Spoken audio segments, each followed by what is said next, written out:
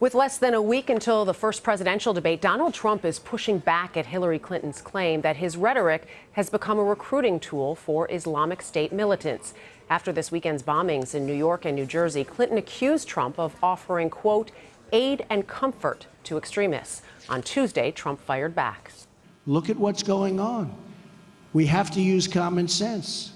We have to be smart. We have to be tough. We have to be vigilant. Her claim that my opposition to radical Islamic terrorism is a recruiting tool. So how does that have to do with, I'm being tough. Why is that a recruiting? I'm much tougher than her on this horrible situation. But she goes around saying it's a recruiting tool. You know, somebody gave her that from Madison Avenue. You know what, Madison, that's advertising. They gave her that they said, let's call it a recruiting tool. But why? Because I'm tough, it's a recruiting tool?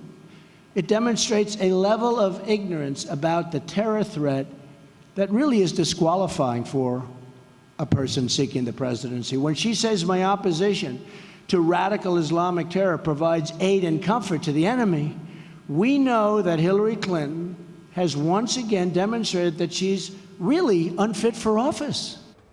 Philip Bump is a reporter with The Washington Post joining us now. Philip, the conversation until Saturday was about the candidate's health, and then it was Trump also renouncing his birther comment to some degree. Sure. How has that conversation changed now? Well, it's interesting because I think that what happened in New York over the weekend, it certainly was a dramatic event. You know, we have seen a renewed conversation around Islamic State and a renewed conversation around terrorism. But I don't know that it's really changed the tenor of the campaign that much. I mean, I think we've seen in this campaign, the subject matter changes very, very rapidly. There's a lot of fluidity to it. This is now something that's being talked about. But I don't get the sense that this is the sort of thing that's really shifting the trajectory of where the campaign's headed. As far as the first debate, though, has this shifted maybe how much focus will be on terrorism and safety? Yeah, I mean, I think it'll be hard for them not to focus on that. But I think what's interesting about this is that traditionally Republicans have an advantage on things like foreign policy, on safety in that regard. But I don't think that's the case here. Now, if you look at polling, Clinton and Trump do about as well on the issue of terrorism. Trump does a little better on the issue of the Islamic State. But I think it's because people are genuinely concerned about Trump's temperament. And if Hillary Clinton brings to the table a lot of experience in this field, that I think evens out a lot of the traditional imbalance between the parties. Trump mocked Clinton on Tuesday for not making public events, and she's been focusing on obviously preparing for the debate. I think he said she needs to rest.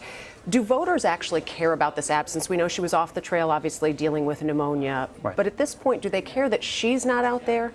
I don't think so. I mean, if there's one thing America is not clamoring for, it's seeing more of politicians, right? But I mean, I think it is the case that it doesn't do her good to not be out there campaigning. There's a reason you campaign. You campaign to get your face out there, to get your message out in the media. We've seen she wasn't on the campaign trail a lot over the past month. Her poll numbers slipped over that time.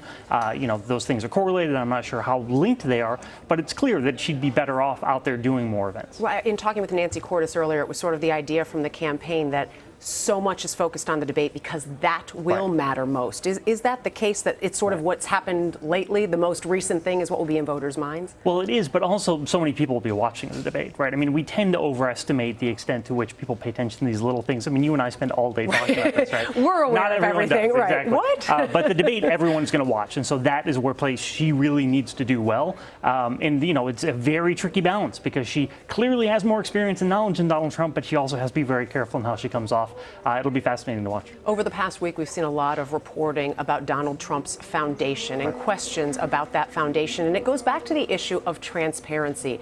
Is the focus on him the same for transparency as it has been on Hillary Clinton in regards to her emails and his foundation? Well, it's an interesting comparison in part because the email story is out there but keeps coming back in part because it's a function of the government and they release emails and then there's this report from the FBI. That so it keeps drip. coming exactly, without necessarily advancing the story very much. The Washington Post, Dave Fahrenthold, has done a lot of great work on the foundation. He just keeps finding new things.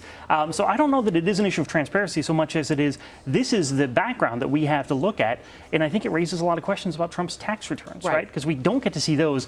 We do get to see these filings from the foundation, and there's a lot in there that I think a lot of other candidates would be suffering a lot more from those revelations. I asked Major, is this sort of the pressure that is needed to get Donald Trump to release his tax returns? I also think, will anything get him? No, it's not going to happen. Yeah. You know, I mean, he has a great excuse, which is this thing about the audits. It's impossible to reject that. You know, a lot of people have been asking for a long time.